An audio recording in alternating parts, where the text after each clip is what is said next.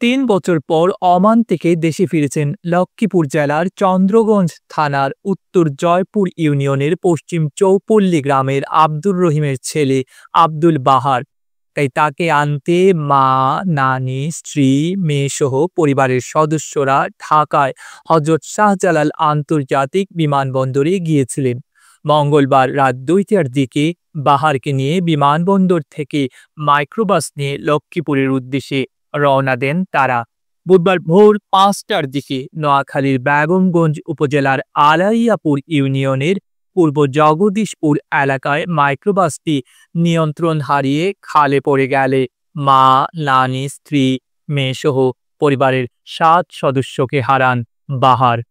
নিহতরা হলেন ৮০ বছর বয়সী ফয়জুন্নেসা, ৫৫ বছর বয়সী খুরশিদা বেগম, ৩০ বছর বয়সী কবিতা বেগম, একই বয়সী লাবণী বেগম, ১০ বছরের রেশমি আক্তার, ২ বছরের মিম আক্তার ও ৯ বছরের লামিয়া আক্তার। নোয়াখালী ফায়ার সার্ভিস চৌমোহনী স্টেশনের কর্মকর্তা মোজাম্মেল হক গণমাধ্যমকে জানান, মাইক্রোবাসটিতে চালকসহ ১১ জন ছিলেন। এর মধ্যে দুর্ঘটনার পর চালকসহ ৪ জন বের হয়ে যান, অন্য ৭ জনের মৃত্যু হয়। নিহতরা মাইক্রোবাসের পেছনের সিটগুলোতে ছিলেন। মাইক্রোবাসের চালকের ঘুম ঘুম ভাব থাকায় এ দুর্ঘটনা ঘটেছে বলে প্রাথমিকভাবে ধারণা করছে ফায়ার সার্ভিস।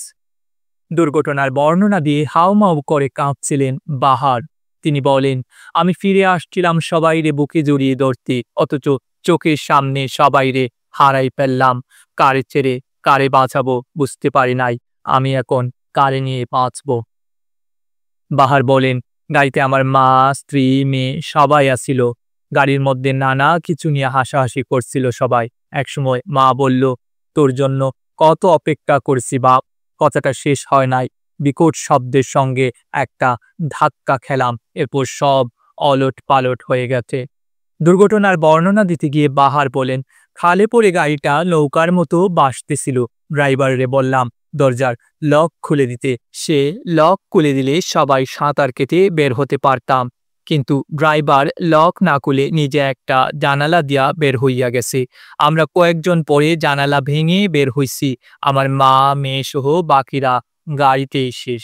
গাড়ির চালক ঘুম নিয়ে মাইক্রোবাসটি চালাচ্ছিলেন জানিয়ে বাহার বলেন, কুমিল্লায়ও একবার গাড়িটা দুর্ঘটনায় পড়তে গিয়া রক্ষা পাইছে। আমরা ড্রাইভারে বললাম প্রয়োজনে একটু ঘুমিয়ে নিতে, কিন্তু তিনি ঘুম নিয়েই গাড়ি চালাতে গিয়ে আবারও দুর্ঘটনায় পড়লেন। ডেস্ক রিপোর্ট, আধুনিক কাগজ।